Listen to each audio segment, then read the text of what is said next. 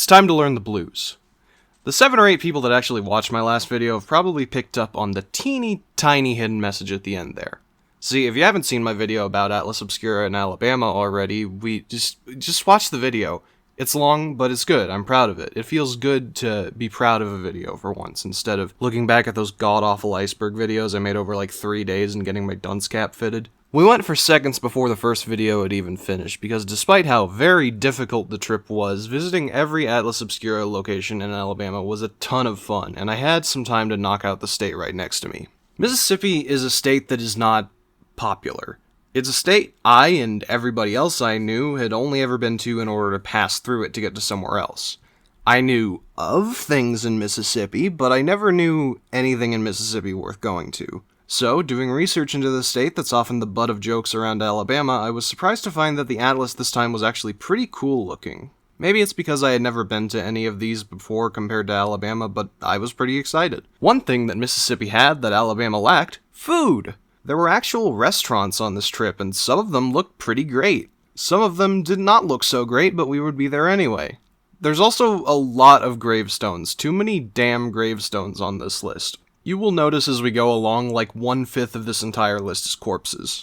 Outside of that, though, there were some really interesting finds on the list. We'd learn to appreciate the blues, sell our souls to the devil, get to hang out on the beach, go urban exploring, and even more. 1, 2, 3, 4, 5, 6, 7, 8. So join me on our second dive into America's forgotten tourist attractions. Me and Jake set out early in the morning to get our first location before anyone could catch us, but unfortunately, we have to start this list off with a dud. The Yellow Creek nuclear plant is the facade of a nuclear plant that was never built. It's abandoned, and theoretically we could sneak in, but it's currently on Northrop Grumman property, and we weren't looking to make enemies today. Next up was Woodall Mountain, the highest point in Mississippi, and that's not a particularly remarkable thing when most of the state is marshland. It's pretty uninteresting, though I am always excited to sign my goat in another guest book. Lovely goat. That's not me. This is just the only open page. This is more like a, you know how Goku goes from, like, Super Saiyan 1 to Super Saiyan 2, and all that really changes is his hair gets a tiny bit longer? This is like that, but a hill. The Play Garden Park in Fulton, Mississippi was another stop to see these cool little guys scattered throughout the quaint park. One of them was given a little hat, and it's good to see. The entire Fulton area was actually really nice. See? Yeah, it's cool. Unremarkable. Yeah. Or maybe I'm just really tired. We were tired as hell, though, because we got out at 5 a.m. to start the trip thinking that we'd take way longer to get to Mississippi, which resulted in us basically being dead for the first half of the day. The Elvis Presley birthplace was a part of the larger Elvis Museum, which we did not explore in Tupelo, Mississippi. This little two-roomer is not particularly interesting. Elvis was born here, yes, and some of the furnishings are old as hell, but aside from that, there's not really a whole lot to it. The rest of the museum? Couldn't say, because getting into this tiny house was $20 each and didn't come with museum access. Great. Elvis Presley birthplace. What'd you think? Small. Small? Yeah. C tier? Yeah, C tier. Yeah. We were nearing the town of Oxford, home to Ole Miss, which is not Mississippi State. I want to make that perfectly clear. There's 3 universities in this state, all called the same damn thing. Anyway, we were here for Roanoke, the home of an eccentric author who wrote The Sound and the Fury and some other books that I've never heard of. This house looked cool, there was a dog, and it reminded me so much of Shady Belle from Red Dead 2 that I think it might be safe to call it the inspiration for that house. If not, it's inspired by this type of house in general, because we'd see this plantation type house all over Mississippi, including a few other locations further down. But overall, a high B, low A, something like that. It's pretty neat. I'd give it a B.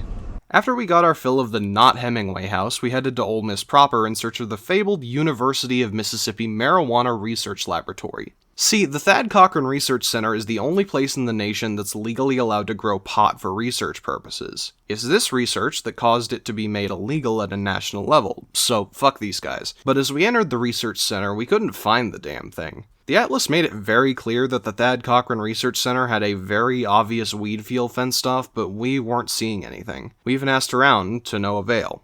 There was nothing here, and even after driving around for nearly an hour looking for this super obvious weed field, we couldn't find it.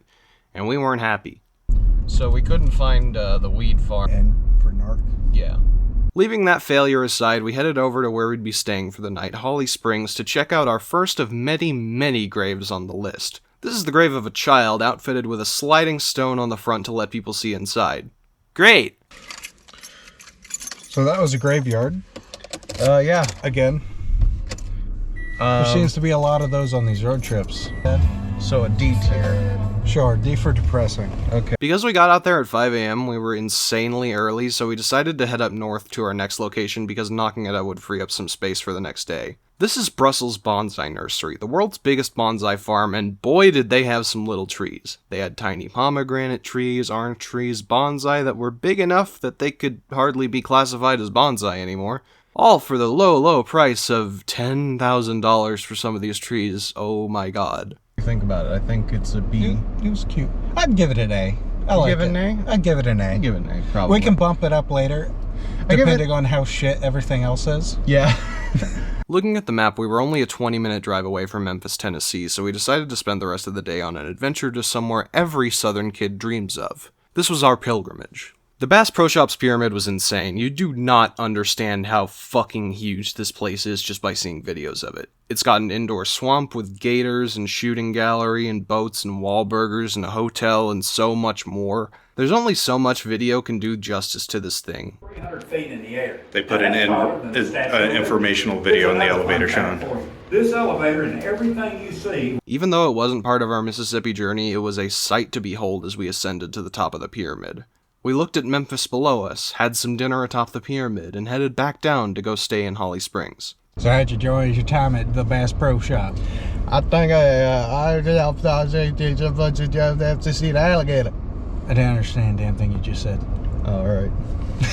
Put it into the Bass Pro Shop tier. Yes. Quick side note, we stayed at the Wynn House Inn and it's fantastic. Highly recommend if you're in the area. We got to hear all about the history of Holly Springs and the house and the axe murder that happened there, and we didn't film it, but these guys are cool. We were out bright and early to head over to Clarksdale and find the first of many sites relating to Robert Johnson, the grandfather of the blues. Robert Johnson was a revolutionary singer whose big claim to fame is that he sold his soul to the devil in order to be a great musician, allegedly. He was the first member of the 27 Club, and the crossroads he sold his soul at is memorialized right here in Clarksdale in two different places. One of them is right here, the town square, and the other is out in the middle of scenic nowhere outside town. Take your pick, but I'm sure you'll get better return on soul investment in town. If you came here at night, you could probably sell your soul. I would sell my soul here. For how much? Get better at 30, guitar. 40? Like dollars? Yeah. Also in Clarksdale was the Delta Blues Museum. We had to be careful and do a little secretive filming here, but we were here to see Muddy Waters' cabin. Muddy Waters is another famous blues singer known best for the song Manish Boy, which I would play if I wasn't deathly scared of putting music in videos for copyright reasons. The Delta Blues Museum scooped up the cabin he lived in and plunked it right here at the end of their museum, complete with a figure of the man himself. We were there for Muddy Waters' cabin, which is pretty cool to just lift up a house and put it into a museum. I'll give him that. Probably give it an A. An A? Yeah, I'll sell for an A. Our next entries are not fun. Mississippi has a storied history with the civil rights movement, and the lynching of Emmett Till happened right in Greenville. Two Atlas locations relate to the murder, the first being the Emmett Till Historic Intrepid Center, or ETHIC. This museum supposedly takes you through the day Emmett Till was murdered and the aftermath, all in one of the properties of the people who killed him. When we went there, it was... well, it was closed and it was playing very loud music, so we moved on to the site of the actual crime, Bryant's Meat Market and Grocery. See, Bryant is the scumbag piece of shit who killed the kid, and for some reason the memorial lies right outside the rotting remains of his business. It's powerful, but also it's a closed location, thankfully. The next location takes us away from heavy topics and onto the topic of dead blues singers once again. This is a grave of Mississippi John Hurt, located in the absolute middle of nowhere. Mississippi John Hurt is another very famous and popular blues singer, and he's buried dead-ass in the middle of a forest off a dirt road for a few miles. I cannot stress enough how remote this gravesite is. It's a grave. More or less forgotten cemetery in the middle of a very long dirt road in the middle of nowhere. Not even that hard to get to, really. Hard to find, they said. That the UM wheat field was easy to find. The next three were unique, not because of what they are, it's 3 grave sites, but because of the story surrounding them. See, Robert Johnson's death is a mystery in a lot of ways. Nobody knows who killed him and why, and apparently, nobody knows where he's buried.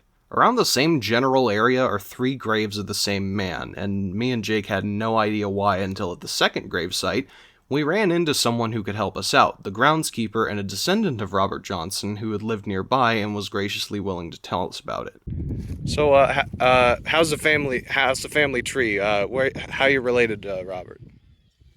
Well, according to the way things go, I don't know. And I doubt it, and then again I say he might. Why? Because our men ain't changed.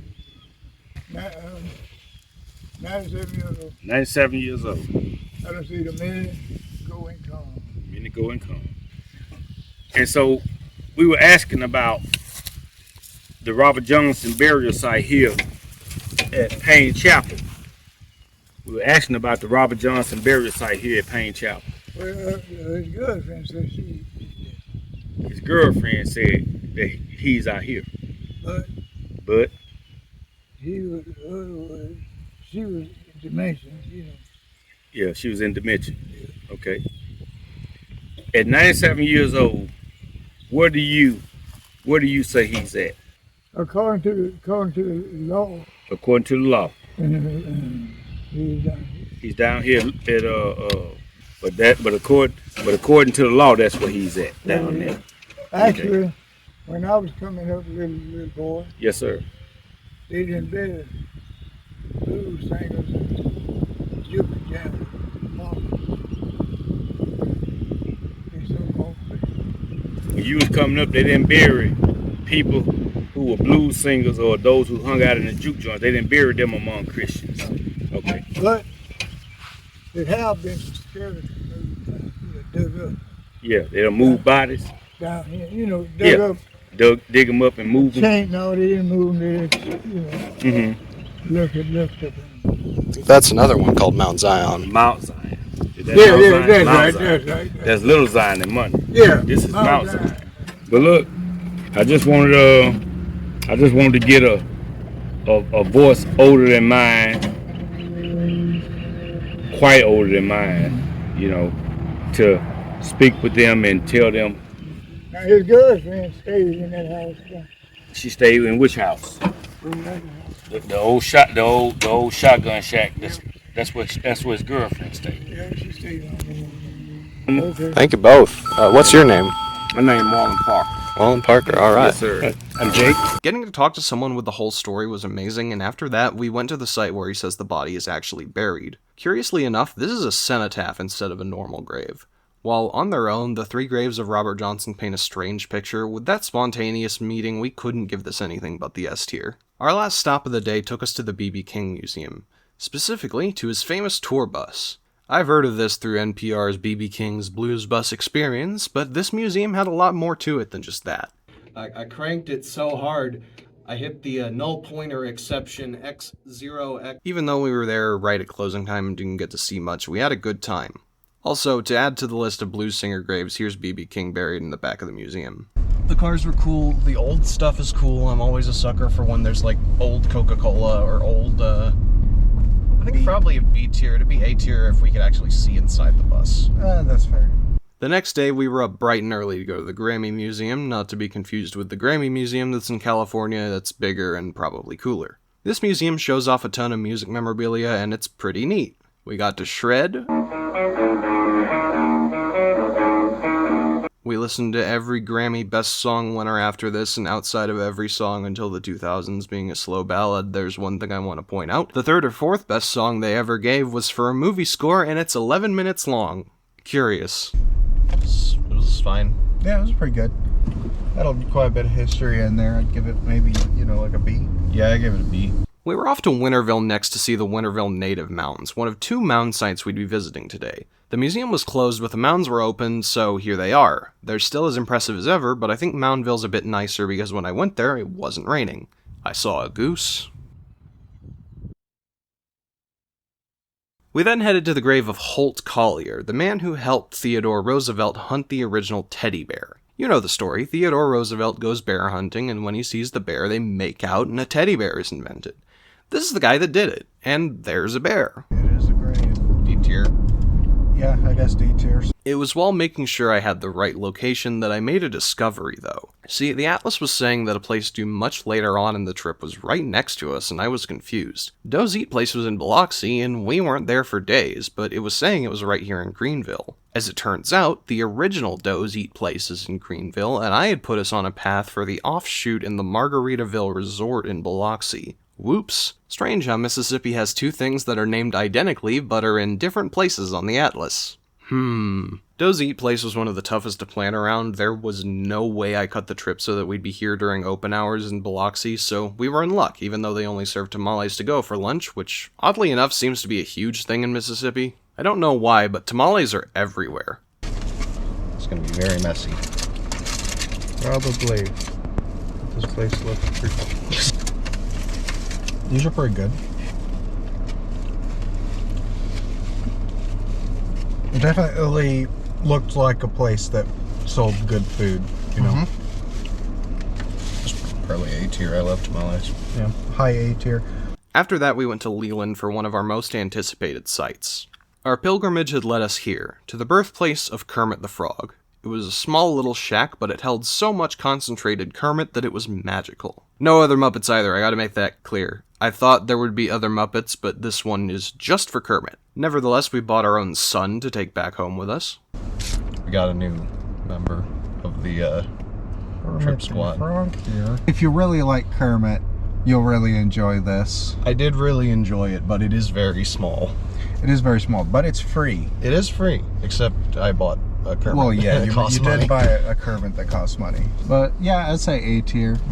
For some reason, the entire main street of the oddly named Yazoo City is on the atlas. I don't have much to say about it. The pastel coloring is nice, but there's not really a whole lot here. Most of these places look shuttered. Another place that was unfortunately closed was the Blue Front Cafe, which was supposed to be open, but looked like it hadn't been used in years. This is an important place in blues history, part of the Mississippi Blues Trail, which we'd be following through half the state. We saw a petrified forest, or what remains of one. I really expected that there would be more upright trees, but now that I think about how petrified wood works, that doesn't really make a whole lot of sense now, does it? I would probably give that an S tier. I would want to go there again. It's cool. I give it a B tier because B tier. because none of them are standing. Well, no, of course they're not standing.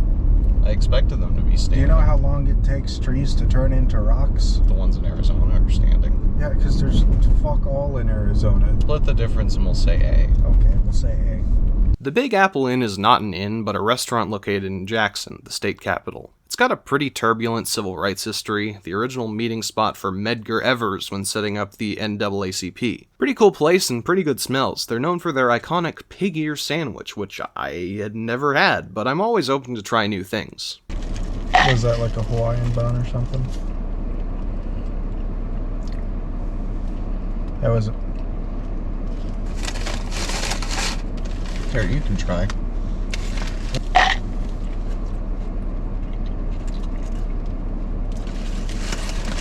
Well, you can't win them all. For what it's worth, the slaw and barbecue sauce was really good, but taking a bite into what you assume is going to be a mostly normal barbecue sandwich and getting a bite of pig ear is not great. Pig ear feels like the gristle on a steak to eat and tastes like socks. We should have gotten the smoked sausage sandwich. Also, this place serves sandwiches and tamales. Every restaurant has tamales. Seafood places has tamales. You never hear about tamales being Mississippi's signature thing, but they are. The Mississippi Writers' Room was next, a room inside of Jackson's library where a lot of Mississippi writers have done a lot of very good writing, but the library was under renovation, so we couldn't get inside. Bummer, but the next one was dope as hell. Me and Jake have always been into urban exploration, but we're homeschooled white kids, so the whole trespassing thing has always been a stickling part. This here is the Mississippi River Basin model, an 8-mile-long model of the Mississippi River Basin built by prisoners of war. Today, it sits abandoned off a publicly accessible golf course covered in graffiti with decaying buildings all around it. It's eerie, it's remote, and it's a vibe and a half. We ended the night in Vicksburg, a city on the border of Louisiana, and fuck this casino! The Waterview Casino in Vicksburg, this is a call-out post. We stayed here because it was cheap. Casinos usually have cheap rooms because you spend your money at the slots and they make it back that way. But also, casinos have ATMs where you can take out money to gamble. Most of these Atlas Obscura attractions don't take fucking cards, so I was all out of cash and I was like, okay, I'll just buy a bunch of poker chips and cash them in. But this casino's shit-ass machines declined my card once, which was enough for my bank to consider it fraud and freeze the whole account, which I spent like 4 fucking hours working out because it was after business hours by the time I noticed. Fuck you. Vicksburg was really nice though. Vicksburg, casino troubles aside, was exactly what we needed after a long day of driving and closed attractions and pig ears. A small, nice town with roads that didn't suck, with a whole lot of neat stuff in it. Here's the USS Cairo, a battleship from the Civil War. I've been to quite a few battleships in my time, but the casino called me back to complain about charges not going through. Motherfuckers, you're the ones who got my card canceled! Jake filmed this while I sat in the car for a while working that out. I still did see it, though. It was pretty cool. When you say battleship, you usually don't envision wood. It's cool. Alright, USS Cairo. Cool. It's pretty neat to see a battleship from Civil War era times. There were a lot of old people here. Yeah, we so got that here brings and there it was down a a bus tier or two, full but of I give it a B. Okay. We had previously seen a massive fuck-off boat in the middle of a parking lot, and it was actually part of our next destination, the Lower Mississippi River Museum. I didn't know you could make a museum about water, but here we are, and it was surprisingly cool. There were a lot of exhibits, some fishes, and of course, the boat. The boat was huge, and you could explore every section. Reminds me of being on one of those as a kid for a sleepover and being terrified of ghosts and hoop skirt maidens and whatnot. So this is like one of the first motorized boats that was in the... Here's Margaret's Grocery. It's closed and it's weird. Supposedly, this is some strange house converted into an art installation that has fallen into disrepair over the years. This is what it used to look like, but now it's just a shell of its former self. The Biedenharn Coca-Cola Museum commemorates the Biedenharn brothers, who made Coca-Cola. You may have been to the much more popular World of Coke in Atlanta, but this museum is dedicated to kitsch. Every Coca-Cola knick-knack you could think of is in this place. There's an old-fashioned soda jerk where they still make Coke the old-fashioned way. Or they would if anyone was working there on that day. Okay, like C for Coke. C for Coke works. And because there was no cocaine. We got some Coke and headed to lunch at the nearby Vicksburg Biscuit Company for some incredible southern cooking. Fried catfish, delicious biscuits and butter, and enough sides to kill Jake, whose tummy has been hurting the entire trip. Highly recommend. We also went to a thrift shop nearby. I got Kermit a sign to advertise his crab business. Our last stop in Vicksburg was the grave of a Confederate soldier. Spit, patooey. But wait, this soldier was someone we can find common ground in. Meet Douglas, the Confederate infantry's only camel. Why did they have a camel? Found it. They used to be native to Mississippi, actually. Oh, I'm sure. Outside of Vicksburg, we found our next target, a church with a curious steeple. It's a finger, pointing upward. I guess it's pointing at God and saying, hey, what's going on with you? These are the Windsor ruins, the remains of a big old mansion in the middle of the woods. Unfortunately for us, the remains were under construction. The ruins, they were under construction. So this is the best we got. After this was the second mound of the trip, the Emerald Mound, which we got up on in the pouring rain. It certainly lives up to its name. It's very green. I guess the name's accurate. It is very green. Yeah. I like it out here. I really like the drive. All in all, it's a pile of dirt. Yeah. Technically speaking. I would say probably an A, not even just for pile of dirt, but mainly because I love the scenery around here. Arriving at our next stay for the night, Natchez, we checked into this insanely fancy hotel that was pretty cheap for the quality and headed to the graveyard to check out 2 different graves that were on the Atlas. This angel statue here is rumored to turn at you while you drive by, and this grave has a stairway built down into it so that the child buried there could be easily accessed during storms. Okay. That night in Natchez, we had more credit card issues due to the Waterview fucking casino, and we went off to the local Natchez watering hole, the Under the Hill Saloon. This saloon is over 200 years old and has seen a lot of rough and tumble times, including your car if you park on the wrong hill it lays on. The vibes here are sick, and there's a tradition of throwing money onto the ceiling with thumbtacks pushed into them. I forgot the GoPro. Under the Hill Saloon, and it was very nice. I liked it. It wasn't like your typical bar that's just fucking noisy. I give it an A. We'll give it. We'll say A plus. That morning, we went to Longwood, an old house that's very ornate and also not finished. See, this family had planned to build a 6-story mansion, but then the Civil War happened and that fell through, so all that remains is this nice tower and the first floor. Ah, the old days when you could actually afford land. Also in Natchez was the controversial restaurant Mammy's Cupboard. You don't need me to tell you why people object to this building. Mammy herself has seen better days, but the food was good. I got a Reuben, and we got some banana caramel pie for dessert, since they're famous for their pies. Jake also got some muscadine hot sauce because he's a muscadine Andy. Racially troublesome food is pretty good. In half a mile, slight right onto Southwind A Road. tier. I give it an A tier. This here's a memorial to the plane crash that killed most of Leonard Skinner. It's very fancy and well kept despite being in the middle of scenic nowhere, where the plane crashed. I got to sign another logbook with a goat, and there were also bikers paying their respects. It's in the middle of nowhere and it smells like a farm. B tier. Yeah, C tier. This here's the house of Robert Johnson. We actually visited this the day before, but I forgot to write that in the script, and it's been converted into a lawyer's office, so it's closed now anyway. It is fitting that the place where a man who sold his soul lived now houses a law office, Universal Constance or something like that. We were slowly making our way down to the coast, and like last time, an unassuming location caught us off guard with how insanely cool it was. Off the highway, with very little fanfare, is a blocked-off service road that a lot of people were parked at. This leads you to Red Bluff and... take a look. This thing is insane. It's like somebody copied and pasted a bit of Utah in the middle of the Mississippi forest. There's a derailed train deep in this canyon, this crumbling road. It's amazing. I would love to come back here and spend a day checking this place out sometime. Easy recommend. Best spot of the trip. 10 out of 10. Nope. Not really old canyon, I guess new canyon. Yeah. Not really canyon, more of a landslide. I really liked it. I would give it an S. Yeah, I'd say an S. Smitty's service station was one that I desperately tried to book an appointment for, but unfortunately, I wasn't able to because they book further in advance than a few weeks. Must be high demand from FNAF fans for the only remaining operational Showbiz Pizza animatronics in the world. This place looks super cool, but we couldn't swing it. Sad. The Salmon nuclear test site is a marker for a nuclear test that we weren't able to find. Here's the place where a road should have been, according to Google. Alright, moving on. We're home. We were surprised in Hattiesburg, because it's fire. First up, the Lucky Rabbit, a thrift store with gumption. There's stuff all over the place here. Every time I looked a different way, I'd see some other dumb shit like Billy the Puppet or an Adventure Time sock rack. Their other building was even crazier. They sold cabinets filled with Egyptian oddities, bags filled with jewels, and what I would end up buying, a toy canned food set from Pillsbury. This is the real-life Omega Mart. This is like 2 hours after we did this because the GoPro was dead.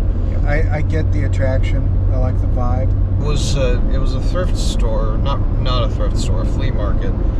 Not even really a flea market. It's its own thing. It's just a bunch of stands, and it's got so much weird decor all over the place. I wasn't sure on whether or not I thought it was chintzy or cool until I saw them selling a cabinet filled with like weird Egyptian esoteric shit. A tier. A tier. Also in Hattiesburg was another highlight for the trip, the Hattiesburg Pocket Museum. This is an entire alleyway filled to the brim with miniatures. There's cats hanging about, mice, minions, all sorts of stuff, and it's incredible. I love overly detailed art exhibits, and this was literally walking through one. It's amazing. Hattiesburg really surprised me. Hattiesburg Pocket Museum. It was cute. I really liked it. I really, really liked it. I've been in intestinal distress all day. That'll do it. Yeah. So S tier.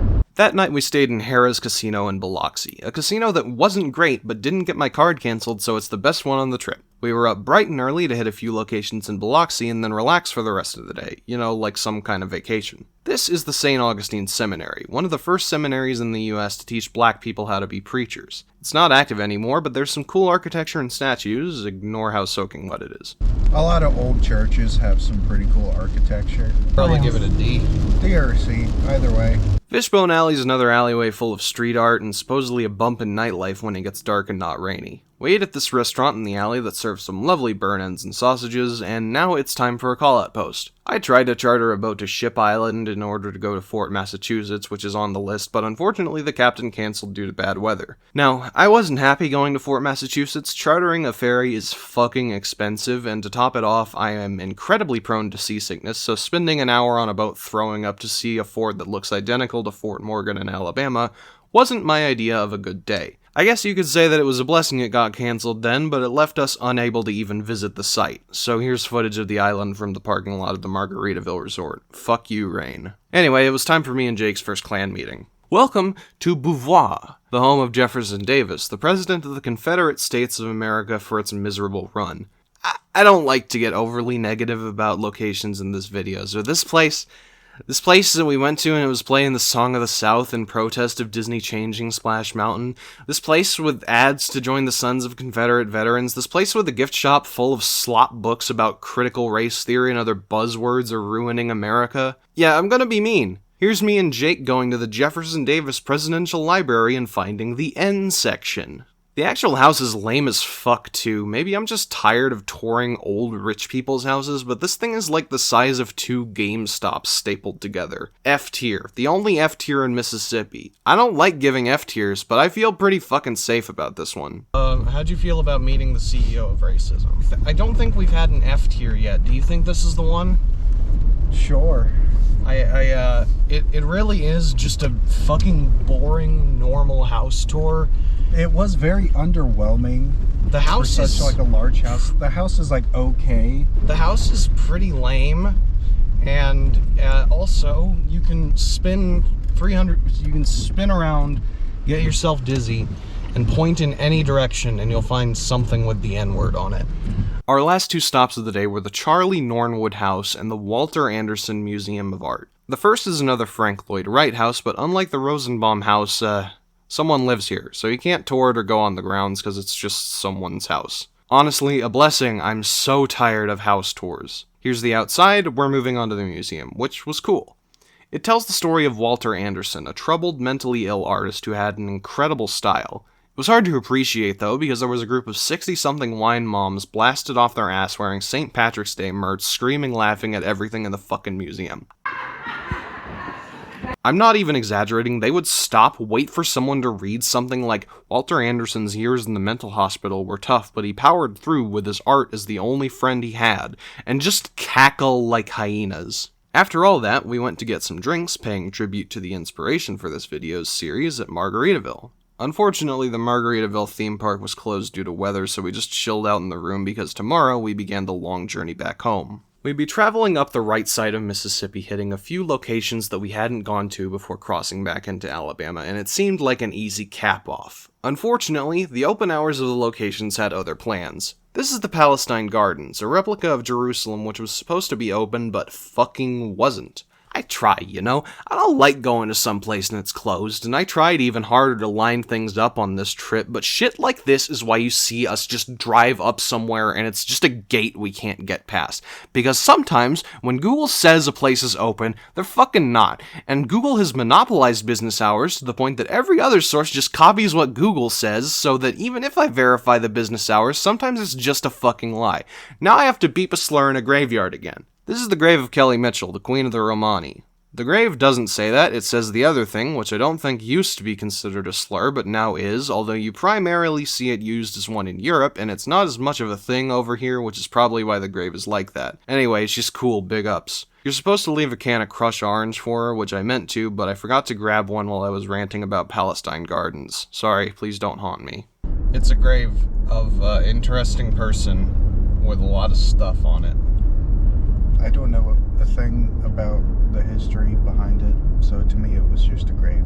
It's D tier. It's not interesting to go to the grave of an interesting person. Sewell Steamworks is a museum that was closed too. Sad. Approaching the last 3, we exited the highway to go to the Simmons Wright Company store, the kind of store that Cracker Barrel pretends to be.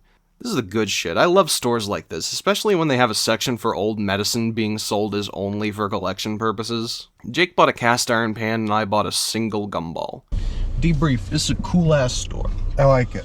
It's like Cracker Barrel but real. But real.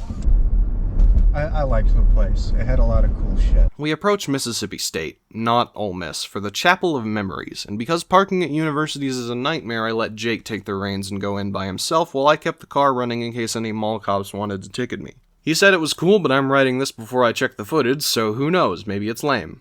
It's just a very old church. I enjoy it. I did not go in. You have carte blanche for the rating. Okay. C. Okay. Our last stop was the grave of a Jane Doe, the lady in red who was laid to rest at the Oddfellows Cemetery, and this is the wrong cemetery. There were three Oddfellows cemeteries in Mississippi, and this is the wrong one. Why is Mississippi like this? I'm tapping out. No, we're not going back for it. It's 2 hours in the opposite direction. I do it for the peach, but I'm not doing it for this one. I want to go home. I want to see my cat. What is that? As we were leaving the cemetery, we saw something that made us a little upset. You remember the Thad Cochran Research Center? The place we looked for the weed farm for hours at? Well, as it turns out, there's 3 of them too, and the one we just so happened to drive past on the way out of Mississippi was the one with the fucking goddamn weed farm. It's right there. Why are there 3 of everything in this state? There's another Thad Cochran Research Center in Hattiesburg that we didn't even see. It's not even like the atlas listed a city so we could check. It just said Thad Cochran Research Center, and I assumed the one it pointed me to on Google Maps was the right one. Who even is Thad Cochran? We could have spent like 2 more hours in the Bass Pro Shop Pyramid if we knew where to look for this damn weed field. This was the pill to swallow about Mississippi. There's fucking triples of everything. Triples is safe, triples is best, I know. But do we need 3 identically named marijuana research centers in the same state at 3 identically named universities? Why are there 3 cemeteries named the same fucking thing? Why are there multiple Doe's Eat places if only one is official? Why does Mississippi have fan game restaurants? I need a drink. Thanks for watching. Next video is going to be more traditional because the 3rd road trip is, it's going to take some planning.